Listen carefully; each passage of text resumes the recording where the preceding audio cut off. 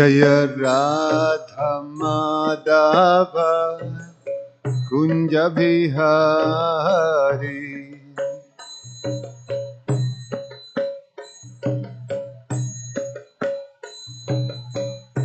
Jaya Gopi Jana Vallabha Girivardhari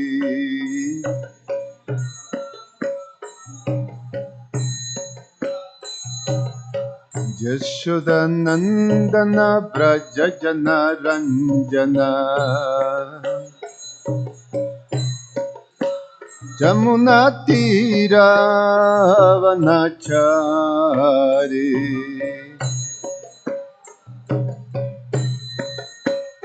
Jaya Radha Madhava Kunja Bihari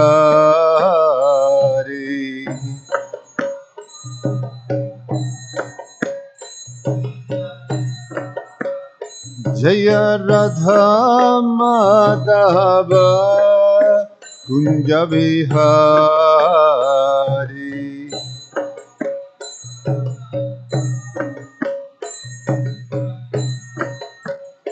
Jaya Gopi Jana Vallabha Girivardhari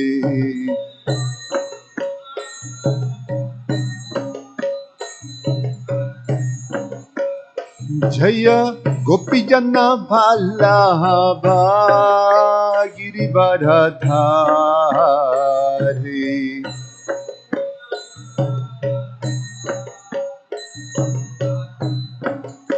Yashoda Nandana Braja Jana Ranjana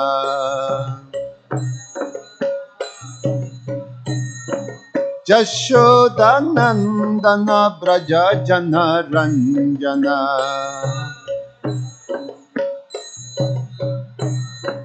Jamuna Tira Vanachari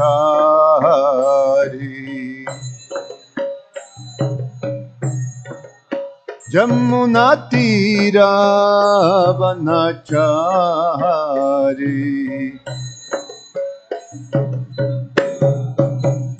Jaya Radha Madhava Kunja Bihari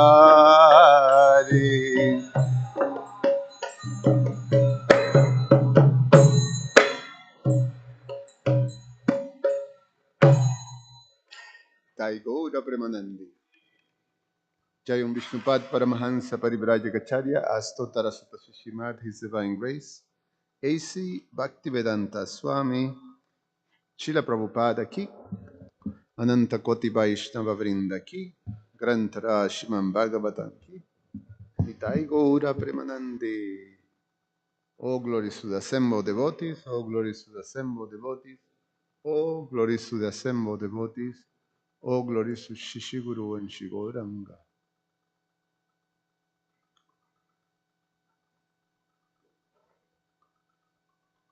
Om Namo Bhagavate Vasudevaya. Om Namo Bhagavate Vasudevaya. Om Namo Bhagavate Vasudevaya. Reading from Srimad Bhagavatam, Canto 10, the Summon Bonum, Chapter 62. What is the title of Chapter 62?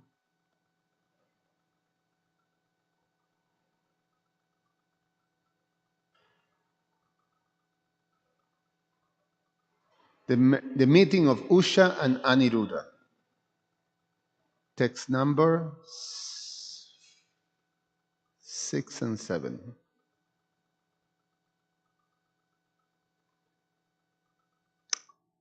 Doshahasram tvaya dhatam param bharaja me bhavat trilokyam pratijodharam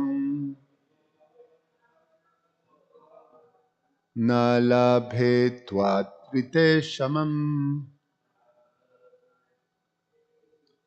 doshahasram tvaja dattam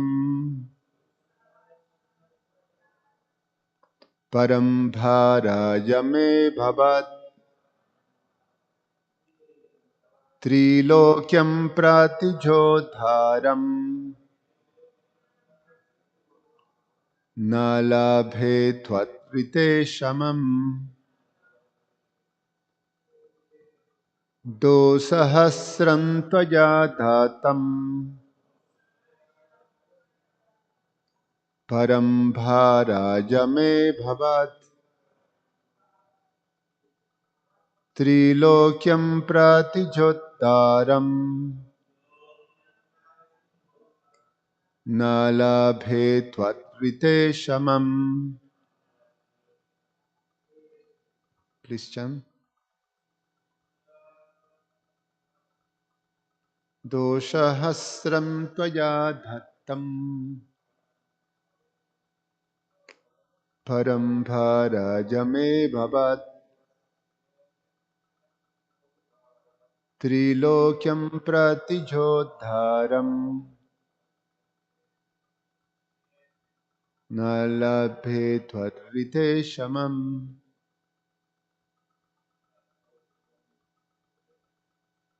Dosahasra tvaya dhattam param bharaja me bhavat trilokyam pratijodharam nalabhe tvatvite shamam.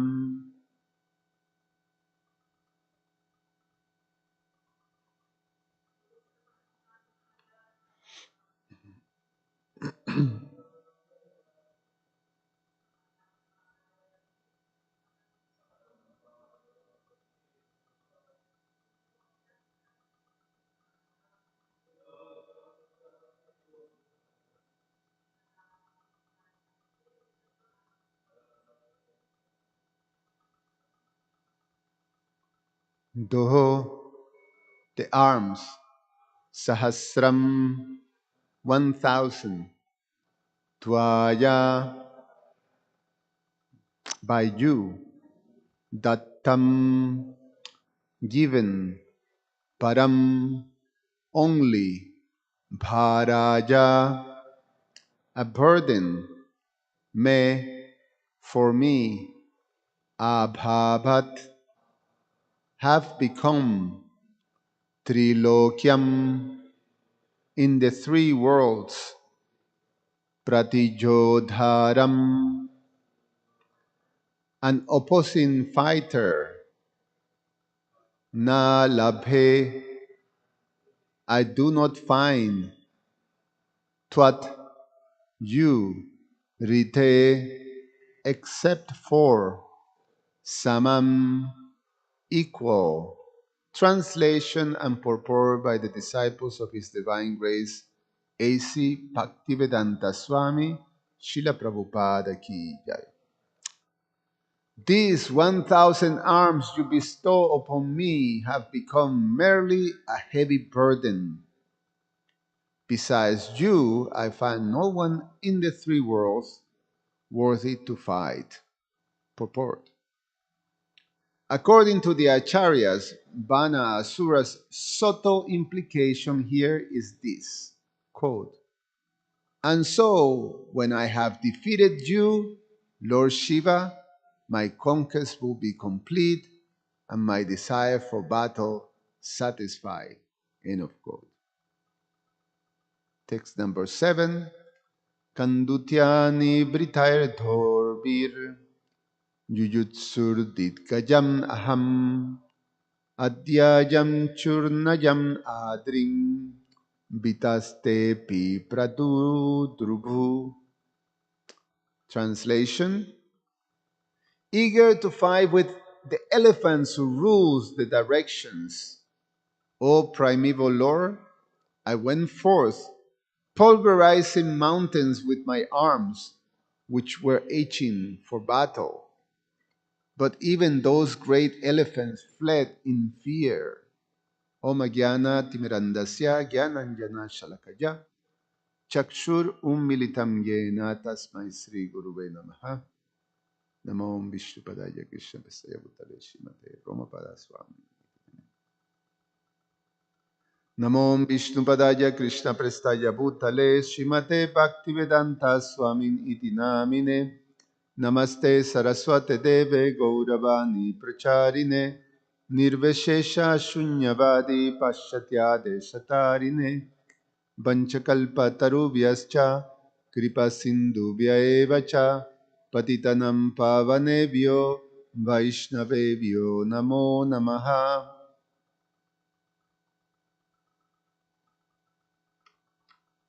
So, Banasura's demoniac qualities are being fully exposed.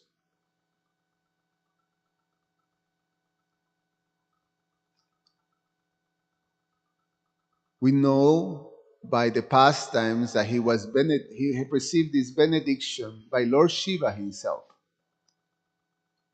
So he's a worshipper of Lord Shiva, and he displayed devotion, or he served Lord Shiva. Let's not put the word devotion there, because when we speak about demoniac propensities, there's no devotion towards someone else. There's only devotion towards one's selfish sort of desires,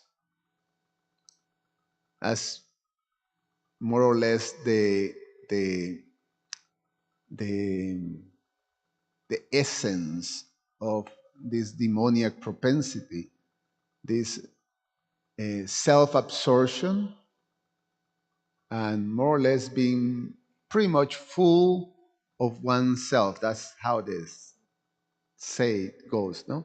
You're full of yourself.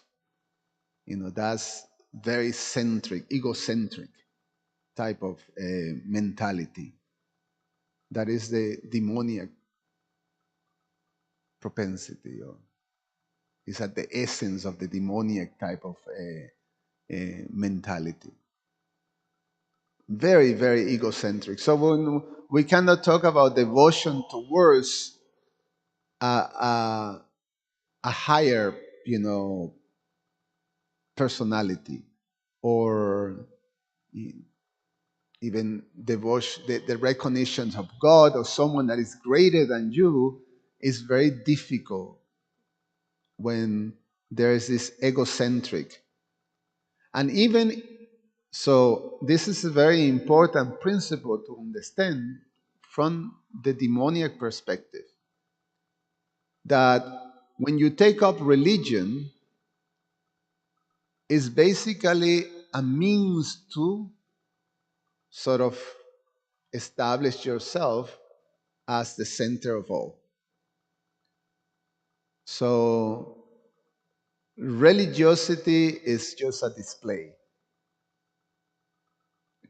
that is used as a means to establish your position of superiority.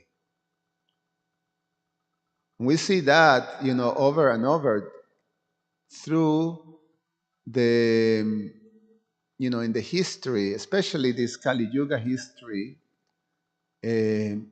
of civilizations that have been led in the name of religion to the worst type of abuses and crimes in the name of religion. And it's all based on this misconception of the self that is described by Krishna as demoniac. So we know this Banasura, he served Lord Shiva faithfully. And he actually absorbed himself in service to Lord Shiva. And he pleased Lord Shiva by his service. So he was very well done, very skillfully done.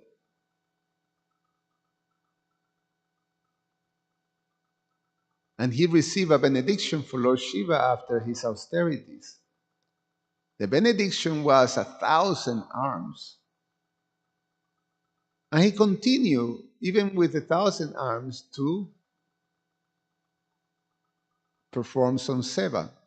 It is explained that he will, with 1,000 arms, he will play music for Lord Shiva. So, imagine, seva, myself, we're musicians, no? Two arms playing guitars, two arms playing drums. I mean, you can have a whole orchestra, with that violins, cellos, trumpets. We can have the full one-man show. Yes. So he will expertly perform this music for Lord Shiva, and Lord Shiva will be able to dance, in ecstasy. So he was very pleased. And of course, through these activities, he received great, great powers. 1,000 arms, powerful, powerful, powerful. But what happens when this egocentric nature of being conditioned by ignorance? Ignorance of what? Ignorance of one's self, of one's constitution, spiritual constitution, and our eternal relationship with the personality of Godhead. So that is the essence of ignorance. This illusion. So when one is conditioned by ignorance, then the first manifestation of this ignorance, the first manifestation, or the most prominent quality of ignorance is pride. It's quite something. Pride. Like when you talk about the first quality of knowledge is humility. So you have humility and pride. This very, they opposite, or they counteract each other. Humility is the first quality that emerges out of divine qualities. Of when one enters into this, the qualities of divinity, the qualities of a devotee is humility. And the qualities of this demoniac propensity, the first one that emerges is pride. When we talk to humility, is not humility like you're worthless, and I'm I I'm worse than everybody else, and that type of thing. That's not the humility that is described by these divine qualities. The humility is to fully surrender and submit to the personality of Godhead, understanding one's position as a very, very, very insignificant servant of the servant of the servant of the personality of Godhead. So it's about understanding this constitution that is called Anu Chaitanya, or very atomic and a minute part and parcel of the personality of Godhead. So, in my relationship to the personality of Godhead and those who are close to God, I'm just an insignificant servant. So that's humility. And pride, on the other hand, is that no one is greater than me. Actually, I'm entitled. Part of prideness is the entitlement. One of the definitions of pride is that we see all the things that we receive by our acts, all the natural gifts that are there, that are part, that comes with this body, the abilities, wealth, education, birth propensities, whatever is there that we have. Pride sees that as unchanging, eternal. We're entitled to this. This is who we are. We, with because pride stems from ignorance, we don't understand that these are temporary things. They're temporary. So they're simply being bestowed, but they're not going to last. So how can you hold to something, this is who I am and this is what I'm entitled to, when at any moment things can poof, go? So is quite something, and we see a very graphic display of this demoniac propensity of this Bana Sura, that all the display of service, of submission is gone. Once you start to establish yourself, you start to process the gains that you have achieved, when you start to process the powers that you have received, and then you entitle yourself to the position of, I got it, I have achieved greatness, and I'm entitled to be seen as great and respected as great, and being given, the type of treatment that a great is supposed to receive. And if I know that someone is greater than me, or there's a conception, I have to establish myself as the greatest. And that's exactly what this demon did. Once he understood and he has the sense of power, then naturally the itch for superiority became basically intolerable. He couldn't tolerate that even the conceptions that there was there were controllers greater than him. So he went on to do a quest for challenging and defeating all controllers. So he approached all the different directions. And at the end, what it was left for him to challenge was Lord Shiva. The very same person who bestowed the benedictions on him, the one who provided, all the result of all his austerities, the one who gave him his powers. He decided to go and challenge, and the fact is that, as is described in the purport, that he wanted to defeat Lord Shiva to establish himself as the greatest. Srila Vishwanath Chakravarti Thakur comments, these fellows inner thoughts.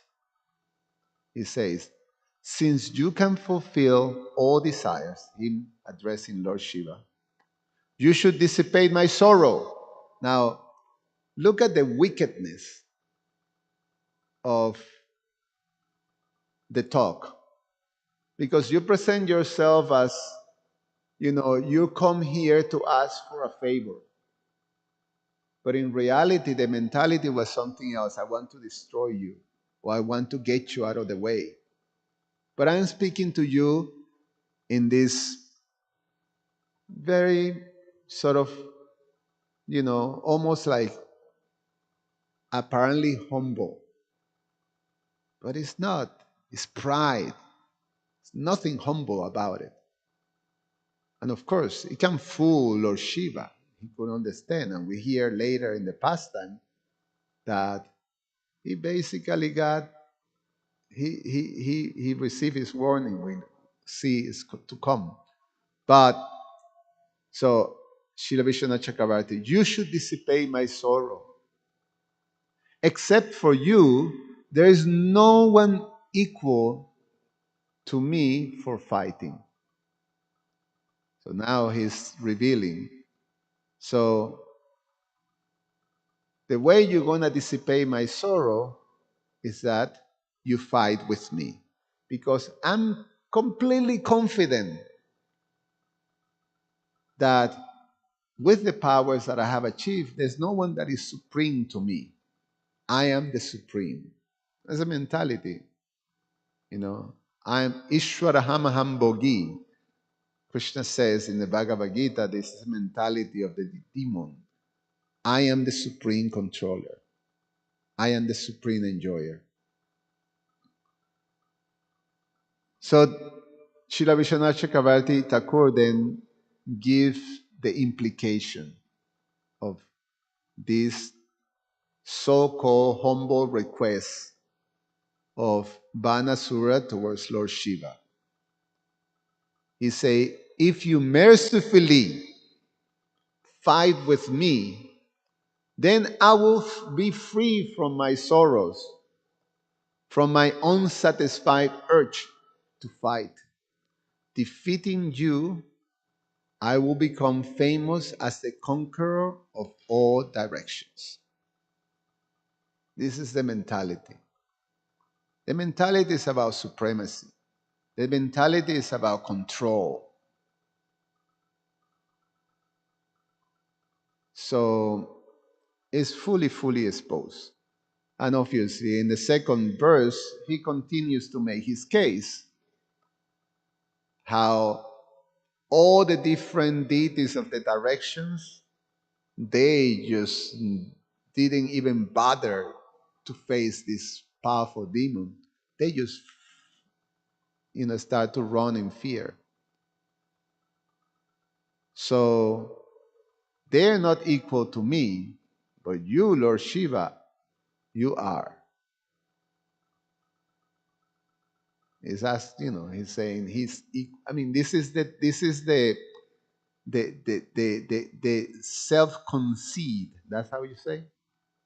The delusion that the demoniac mentality have, that pride does. Pride immediately creates this sense of self-conceit, that I am something that I'm not.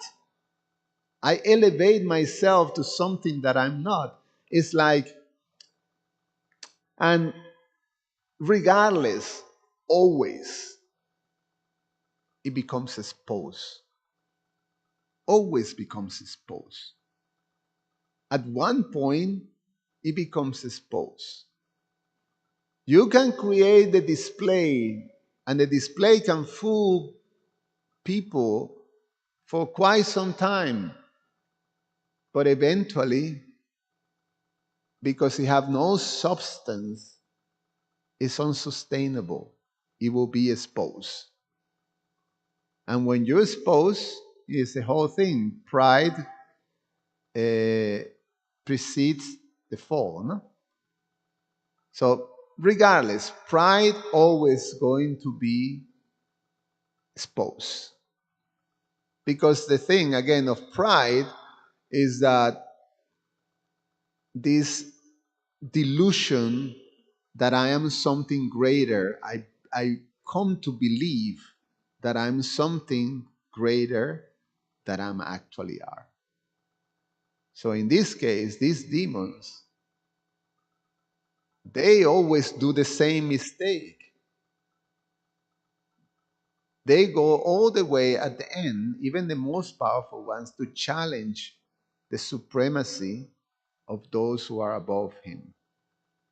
And eventually, they challenge the supremacy of the personality of Godhead. The most powerful ones, they go all the way to that. Like Hiranyakashipu and Hiranyaksha and all these demons. They challenge Lord Vishnu. And at the end, the descriptions of Lord Nrsimhadev playing, toying with powerful Hiranyakashipu like a cat and a mouse. Toying. It is explained that Hiranyakashipu was like a wasp.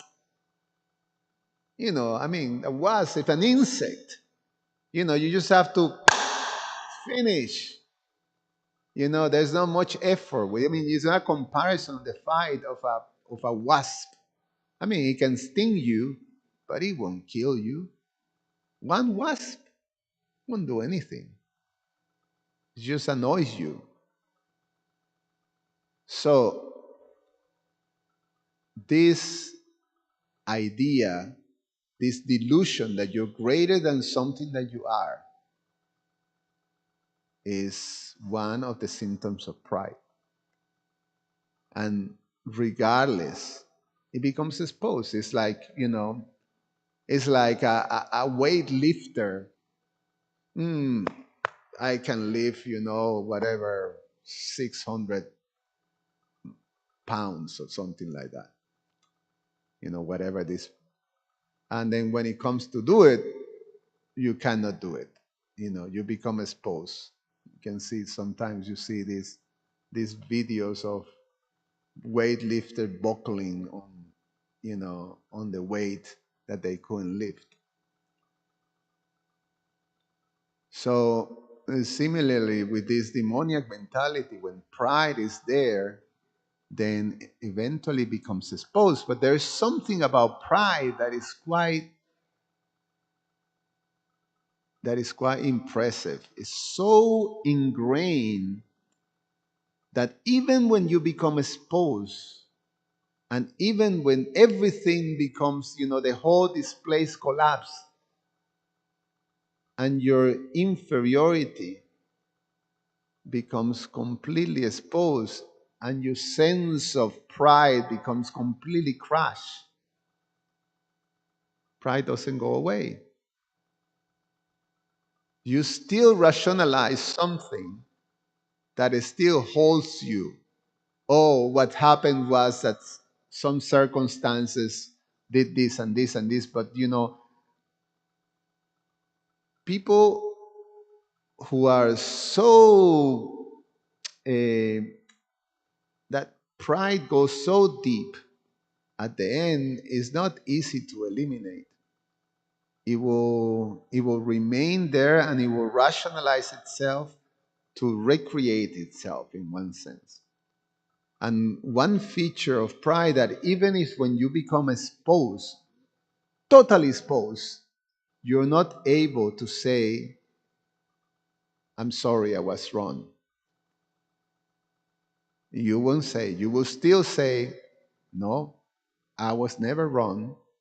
I was always right. Even if it's totally exposed.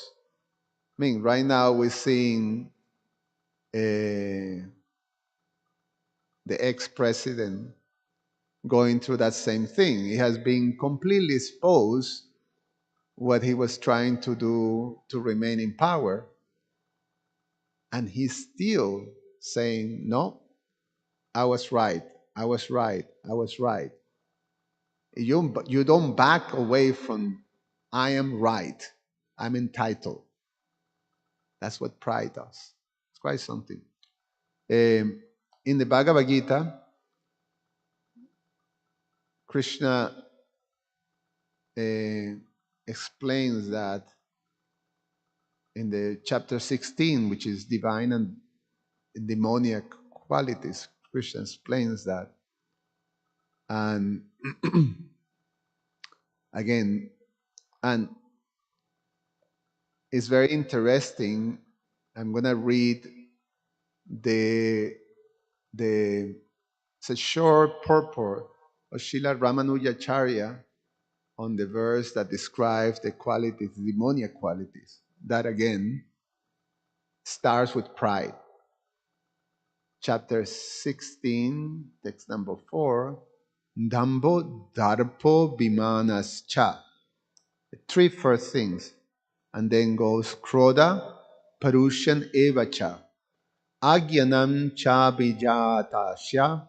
Partha sampadam ashurim. This ashurim, demoniac nature. First one, dambha, pride. Darpa, arrogance. Abhimana, conceit. Kroda, anger. Parushyam, harshness.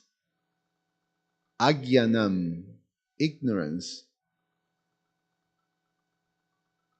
So, pride, arrogance, conceit, anger, harshness, and ignorance. These qualities belong to those of demoniac nature. And Srila Ramanujacharya comments on this verse. Damba, or pomposity, so you say pomposity, is the practice of dharma for earning a reputation for righteousness. It's quite something, no? Just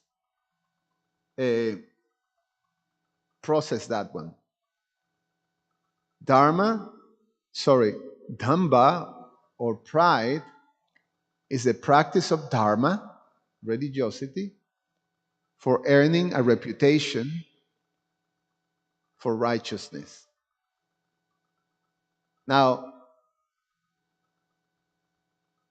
we may think of pride, and demons like, very sort of definitely not religious, definitely not, not pious, or definitely, like that. It's like criminals.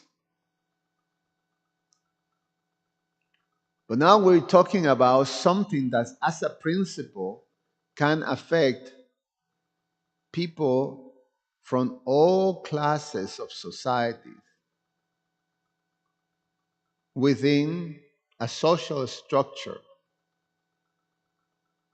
So, and we go from the most subtle of those principles, which is, the practice of dharma or religiosity. Dharma is at the heart of human society. And especially we're talking about during Vedic times, but still, even now, dharma, or, translated as religiosity, but it's also translated as your duties, your duties within society. So your place in society, your dharma, so you earn is with pride, you build that sort of almost like image of yourself, that concept of yourself, that position that makes you as someone that should be respected, accepted, worshiped, followed, and all that. So it's about control, it's about power. So that's pride. The next one, this darpa or arrogance, Srila Ramanujacharya comments, arrogance is the elation caused by the pleasures of sense objects and the consequent inability to discriminate between what ought to be done and what ought not to be done. Arrogance. So there is Srila Vishwanath Chakravarti also comments that this darpa or arrogance means pride due to wealth, knowledge, and the like. So the cause of arrogance is, or the consequence of arrogance is that we lose the ability to discriminate about what is right and what is wrong. So to think about it. And then the next one is abhimana. And Srila Ramanujacharya described this as self-conceit is the estimation of oneself in a measure not warranted by one's education and birth. The estimation is so, again, thinking that we're greater than we're supposed to are. This is something that is very commonly also, especially nowadays, that the culture has become so absorbed in what's the word that is used when one is very self-absorbed? Um,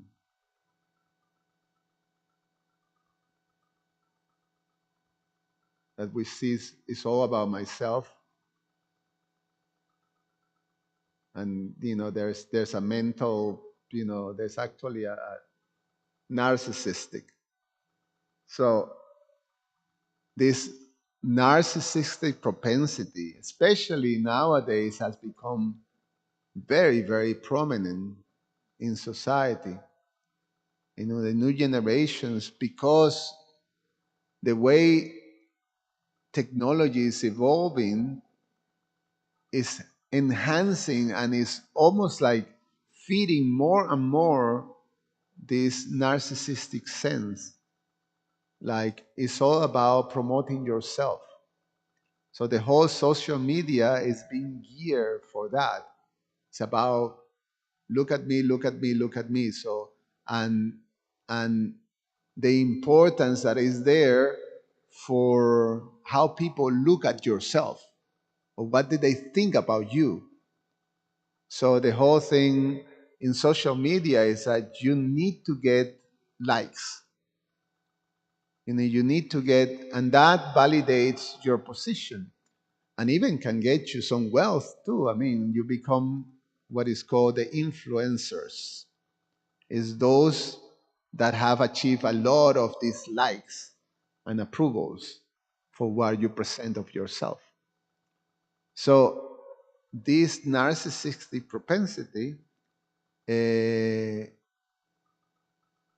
makes all the thing, this self-conceit, even much more prominent. And then Srila Ramanujacharya says wrath, this anger, is a sense of antagonism causing injury to others. Rudeness is the nature of causing grief to sadhus. Ignorance is the incapacity to discriminate between high and low forms of conducts and principles, and also between what ought to be done and what ought not to be. These are the qualities that are found in one born of a demoniac destiny. Asuras are those who rebel against the commandments of the Lord. So,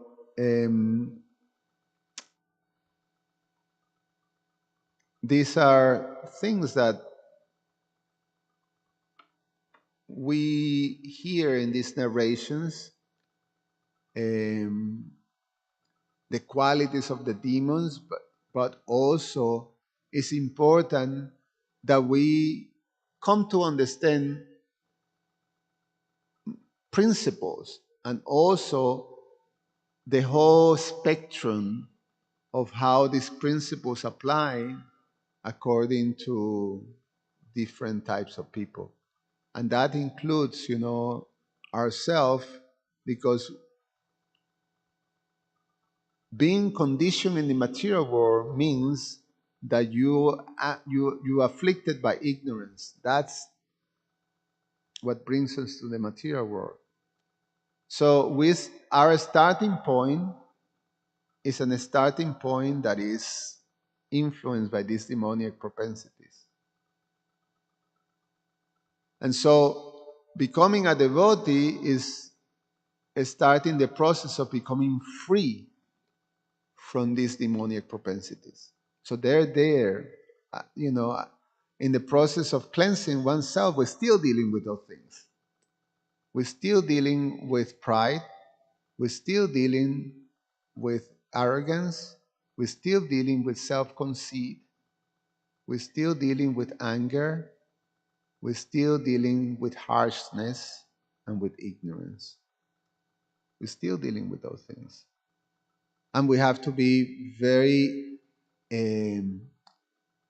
very, how you say, guarded against these things. We should be able to monitor sometimes these things. And there is some studies that find, the symptoms or the subtle symptoms of pride, and then they describe as seven subtle symptoms of pride that in one way we can monitor when we see, if our heart is displaying these symptoms. And so if we're guarded and we are aware of these things, then we can recognize, oh, because I'm always sort of internalizing and reviewing things of how choices that I make and how I'm acting. So if I look at these symptoms, or if I look at myself and my action and I find, oh, am I doing this or am I doing that? In general, when we're devotees, if we find ourselves in a position that we're experiencing some negative emotion like frustration or anger or intolerance or these different things, then at those times we can review. We can monitor. Okay, why am I feeling like this? Why am I feeling like this? Is usually the proper question. Why am I feeling frustrated? What is it that makes me frustrated? So yes, there is one aspect is the actions of other people frustrates me. So that's one.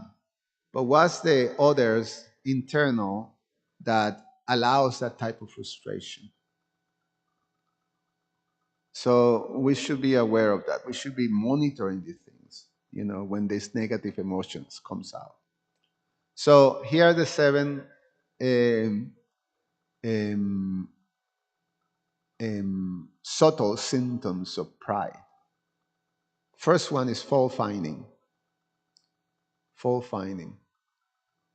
So this scholar um, described, while pride causes us to filter out the evil we see in ourselves, it also causes us to filter out God's goodness in others.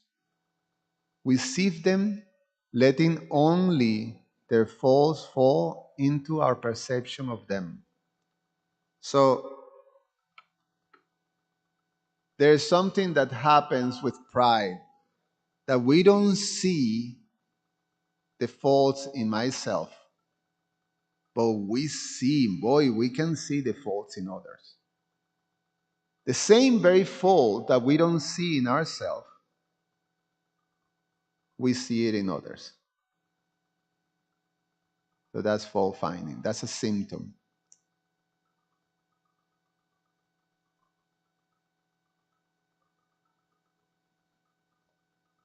Second one is a harsh spirit. A harsh spirit. Those who have the sickness of pride in their heart, they speak of others' sin with contempt, irritation, frustration, or judgment. Pride is crouching inside a belittling of the struggles of others. So, this sense of passing judgment, speaking of others with contempt, especially, we find that self, when we're in the society of devotees, in which the majority of us are in the same boat. We are trying very hard to overcome, the influence of the material nature. And it's not easy. It's not easy. So most of us, we struggle. We go through, ups and downs. So pride doesn't allow us to see that and feel empathy and be supportive and have the capacity to tolerate and to be patient. But pride makes us see that fault and feel contempt and being irritated and frustrated and then pass judgment. This one is not good, that one is good, and this like that. It's not that we don't have discrimination, because as devotees, if we're preaching, we have to have discrimination. But it's when we see, if I'm in place of doing discrimination, there is something in my heart that shows irritation and frustration, then I should look at that. And if it's to do with passing judgments of others and feeling contempt towards others, then I have to pay attention to that, because that may likely be connected to pride. Next one is superficiality. It's quite deep, no? Superficiality. When pride lives in our hearts, we're far more concerned with other perceptions of us than the reality of our hearts. So it is important that the image of myself, the image that I have of myself, is very much protected. So this superficiality have to do with this propensity to create a display of, you know, I'm okay, I'm good, like that. So I create this superficial or this, external, but it's shallow, it doesn't go deep. So it's about how people, my position should be secure in the eye of how people sees me.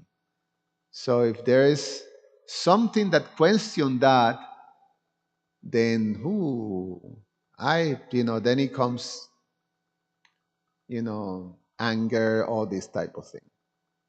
So superficiality. Number 4 is defensiveness. Defensiveness. Those who stand in the strength of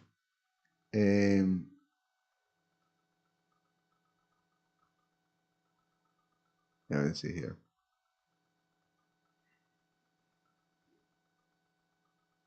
Yeah.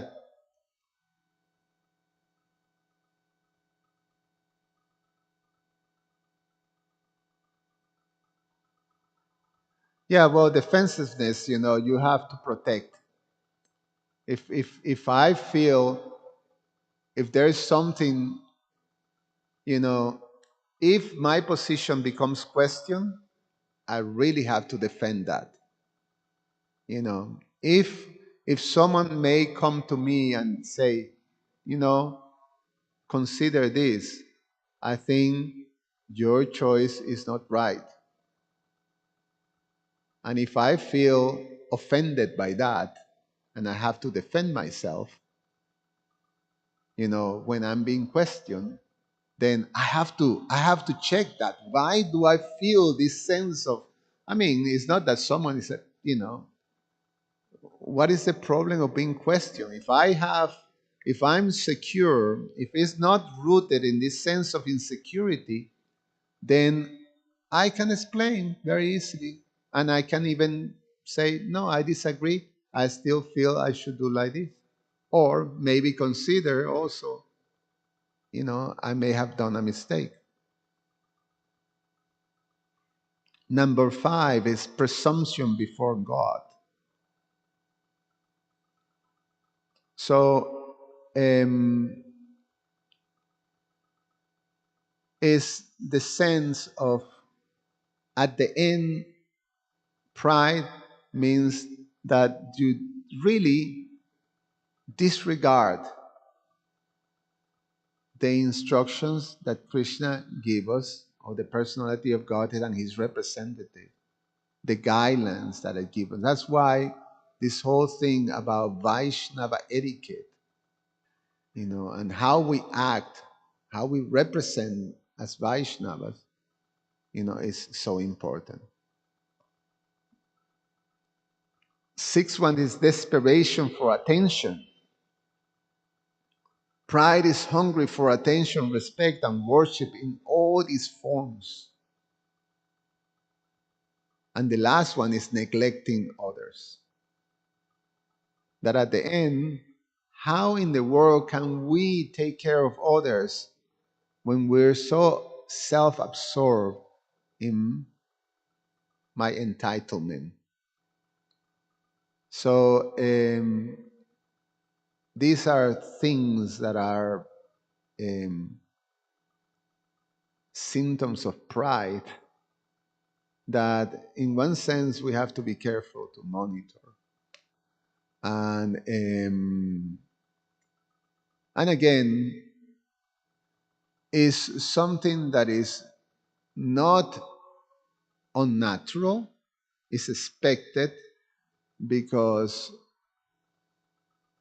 we are coming from an environment that basically indoctrinates you from the very beginning of your life. That's what you do. And we take birth with that already coming, it's already there. So, in the process of cleansing and becoming free from these propensities, we still experience this and that. And to be a devotee, by the process of sadhana bhakti and by the process of serving, devotional service, then we start to become purified and free from these things. What purification does to us? Well, we become more aware of the presence of these unwanted things from within the heart, and then we gain the capacity to recognize, and once we recognize, we can eliminate. And that's how it goes. Any comments or questions?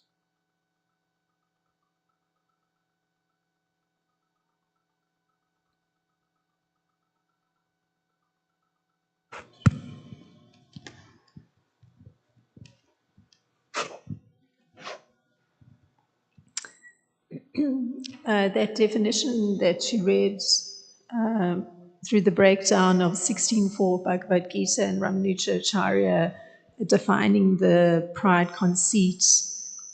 Bring down number 1. I think. So Ramanujacharya defining pride self-conceit, and arrogance. Um, um, the fact that pride is defined as that which comes to those that are actually on the path of piety. So, actually participating or taking part in religious duties or execution of religious duties is very interesting because it means that, one hears that comment that each devotee has the demon within. So that makes sense then that actually pride is unavoidable in one sense because you are on a path of, performing religious duties. I mean, more elevated ones, but so I was looking at that and, you made the point that, one has to do that internal examination. And so where my mind went to was, where one actually has experience of being on the receiving end of the pride playing itself out. Uh, so, then moving to a different thought, um, that particular definition that there's harshness or rudeness causes sorrow to sadhus. So stemming from that pride position that actually it manifests in just a simple thing like rudeness. I found it fascinating that it's been broken down that kind of way. So it's even on a very simple level that it gets revealed the presence of pride, even a simple thing of rudeness. So anyway, even without all the depth connected, all the ramifications of pride, a display of that nature, simple rudeness seems quite graphic. It struck me anyway. Yeah, it is a natural thing. And that's what I'm saying, that from either one of our sides, the we should display or being able, capable, part of our part in also personally monitoring our pride, which is there. As long as we have false ego, there's gonna be some pride. So, so monitoring that, we have to see also that the exposures of pride that is out there doesn't bring. I respond pride with pride. So it becomes a clash of egos. So that's why we always, as sadhakas, we have to, in our position as sadhakas, we have to step back and sort of process things and try not to react, but rather to act accordingly, like that, with proper Vaishnava etiquette. So, you monitoring yourself constantly in your responses and things like that. And it will be natural how we see ourselves.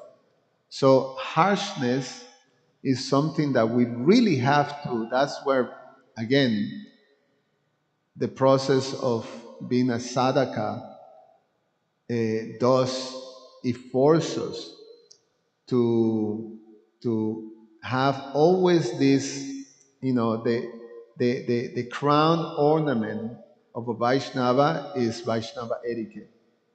So we always try to monitor ourselves by proper etiquette. With proper etiquette, you don't do this harsh stuff. you're civil, civil, right? You do things in a civilized manner. So you measure your words, and if you feel agitated, you step back, understanding my nature. I'm not full in control, so let me control myself, and then, because I'm aware of how I'm responding. So these are things that we constantly practice and monitoring ourselves. Otherwise, yeah, it's going to be there.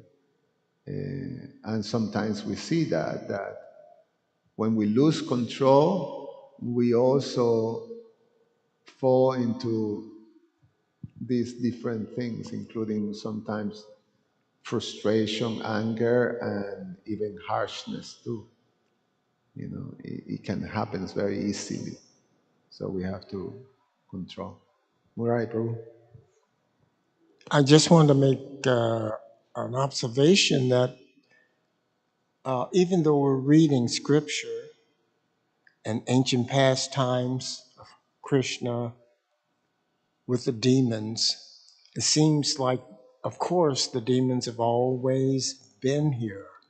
And just as Krishna is dealing with demons and exposing them, um, I find in our everyday life, in the world, and dealing with relationships with friends and neighbors and uh, co-workers and all that, the demons are still here.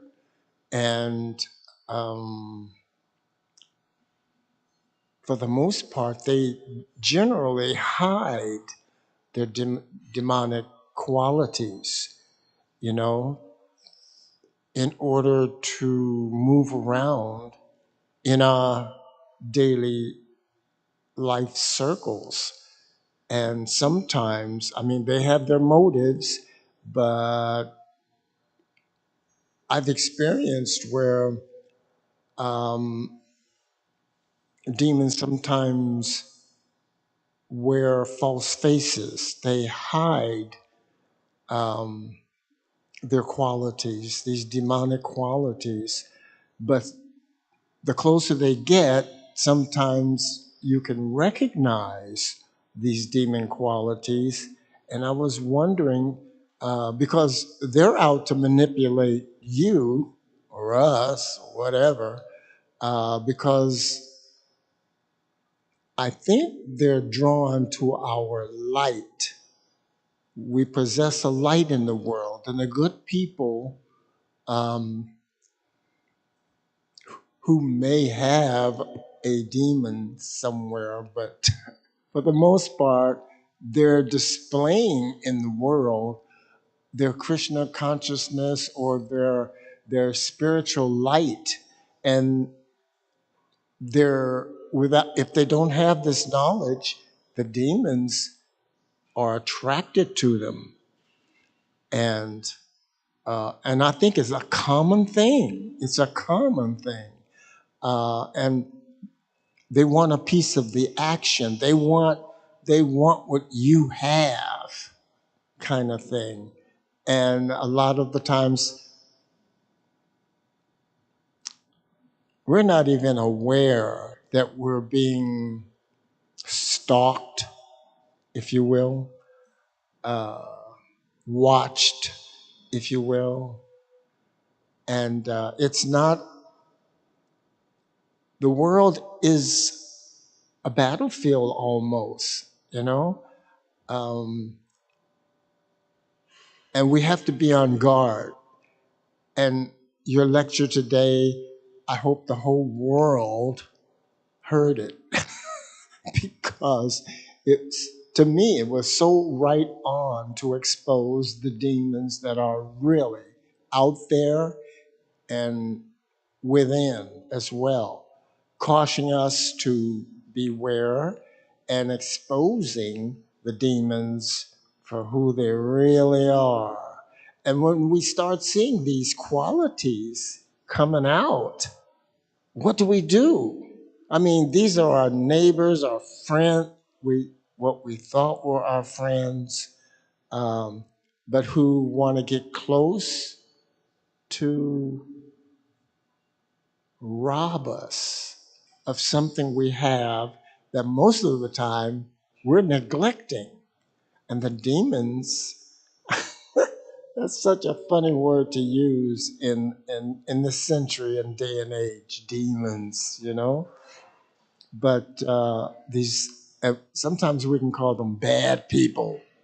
They're just bad people. And you don't want to be around them, you know? We're cautioned against them. But when your best friend starts displaying or coming out of his, taking off his mask, and you find out that, um, what do when you know that this person is totally corrupt and has all kinds of stuff going on in the background that they very seldom let out to the world? And there's whole families of demons that are brought up. No, I'm serious. Hateful people, people who just actually hate, people who are jealous, people who are envious, and they want to see the world burn. So, what happens when you find out that your, your best friend starts showing these qualities?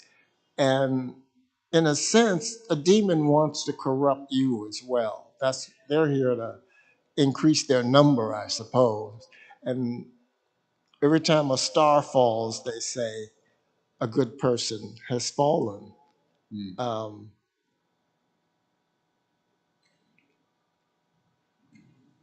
Even if a demon will, because he thinks he has has worked on a close relationship with you, then he starts to reveal some of these nice demon qualities, but he justifies them, you know? Um, when a demon starts to expose himself, or you realize that, yeah, you pick up on these things, what do? Do you run as fast as you can away from them? Do you try to save them from their demon qualities? Or, I don't know. I think it's so dangerous to try to save somebody. Yeah. Yeah. Um, um, yeah, I think it's just too dangerous to get too close. For sure. The when we're told to rise to the platform of Madhyama, in the platform of Madhyama is a platform of discrimination. Mhm. So you have to have proper discrimination. So you have to be able to see who is the demoniac, who is innocent, and who is a devotee.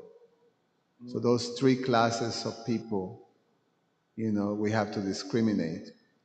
The demoniac, we avoid, you know. I'm respectfully, excuse me, pooh, I'm going the other way. You don't deal with demons. You don't tell demons about Krishna consciousness. There's what we do with the demons is that we force them to hear the holy name when we're in Harinam, and we trick them for them to take prasad. So they don't know, hey, here's a sweet or something, a cookie. So with the innocent, we should be able to recognize, and we also should be able to recognize devotees. So the question here is also, sometimes, like Krishna Archana mentioned, even as devotees, it's inevitable that you're dealing with those type of propensities: pride, self-conceit, arrogance, harshness. All these things are, most of us, we have some mix of that, and we may be good until someone, we all have a red button somewhere. And if someone happens by chance or by by by their own understanding, they press your red button, then it comes out. That's when it comes out, all this stuff. So I mean, sometimes we get horrified ourselves of our response to something, because when that red button gets touched.